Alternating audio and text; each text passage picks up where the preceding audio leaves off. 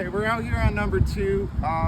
We finally finalized what we're going to do here. I'll explain that in a little bit.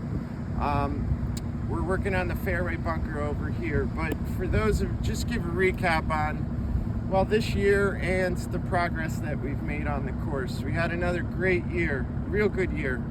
Every year we're improving, and a lot of it has to do with the work that we're doing in-house like this. You know, the drainage on the greens, the XGD drainage that we put in on 9, 12, and across the street. A lot of compliments on that. Those greens performed a lot better this year. So we're making the right moves. We just have to keep moving ahead. This project here, I'll explain a little bit. So since I've been here, we've had, you know, I've had at least a dozen colleagues out here, my mentors, and we've had 3 architects come out and look at it. People really wanted to work here. Ron Pritchard did the renovation back in 1999. We didn't get to, when they did that, they didn't get everything done, but he did a great job with that. And then we had Jaeger Kovic come up and do some work on number 6 green, the green surrounds, and show us how to expand the greens. And since then, the whole decision was that we should not mess, just from all colleagues and architects, try not to mess with the masterpiece that is here. And, you know, Tillinghast is known for his green surrounds and just his shot making course here. It's just, it really is a fantastic layout, and we're making a lot of progress, and we want to continue that. So far in the last few years, I've expanded all the greens to the original size and reshaped all the green bunkers and installed a liner called capillary concrete with sand. Now that the greens are finished, we decided to move out to the fairways. One thing with the fairways, one thing with me is I can do, the green surrounds were easy because it was just, we didn't necessarily need an architect there because it was just redoing exactly what was already there. The fairway bunkers are a little bit different because they're going to need to be moved a little bit. So we are going to need an architect for that. I respect the architects too much to make a decision like that. And I'm a superintendent. I can do all the work in-house, but the architects have to make the decisions along with the members. So what we did discuss though is that number 2, these fairway bunkers are a good distance from the tee. When architects are building a course or remodeling a course, they try to keep the fairway bunkers at least 275 yards away from the blue tee, the back tee, and then the other tees kind of, the yardage comes in with that. I went around the course and I measured all the fairway bunkers from our blue tees, and we don't have any blue tees that are even 200 yards, or any bunkers that are 200 yards from the fairway bunkers. I found that to be a little bit of an issue, so I contacted Ron Pritchard, and we're working with some of that. But our first step was we wanted to come to number 2 because these were already situated in a good spot.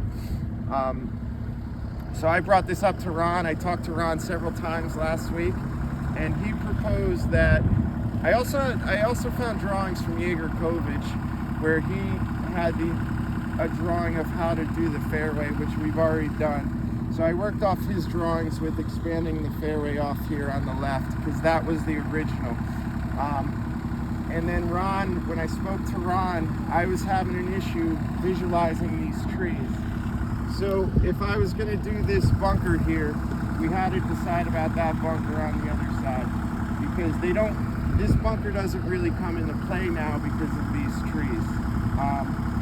And I couldn't picture, if I took down those trees, then we would have a huge opening over here. So after talking with Ron and the Greens Committee and my chairman, Mr. McCarthy, Ron decided the best route would be to keep those trees because you protect the dog leg. And then he said we should remove this bunker and put a grass bunker in there. So the members voted on that and thought that was a good idea, good suggestion from Ron. And we'll also take, Ron didn't, you know, the trees in the back are all dying and they're not that healthy. So we're gonna limb up these 2 nice oak trees to make them more healthy and take down some of the trees in the back, so those big oak trees can grow nice. He wants to protect the dog leg of this hole, which is understandable. Old pictures, I've been working off old pictures from I have some from 1930 and some from 1954, and none of these trees were back here before. So this big oak I think was here, and this big oak up here was here. So we had to find a way to protect the dog leg. So he also suggested that when I'm doing the bunker, like I said, I've built several hundred bunkers at this point now, so doing it in-house isn't that big of a deal for me. And I stay in contact with Ron with how we're doing it. Ron wanted me to push this bunker back into the hill a little bit more. I could only go so far because of the tree and 3T, but he also suggested, and this is what we did on our green bunkers, was bring the short grass, the bent grass, right up to the bunker so the ball rolls into it. It's a really good look. If you watch much golf, Caves Valley they just redid all their bunkers, and their fairways tie right into their bunkers. It makes the fairway bunker come into play more. So you can see my rough shape here. I filled this in a little bit, and this will give a little bit more room to land the ball, but it also will open up. One thing I hated about this, and I was trying to talk to Ron with, is this is a pinch point here where all the carts drive. We want to try to open those areas up a little bit so the cart traffic doesn't make, it doesn't point all the carts in the same spot, and then we have trouble growing grass in that area. So it's little details like that, doing it in-house really helps us out from the superintendent's point of view.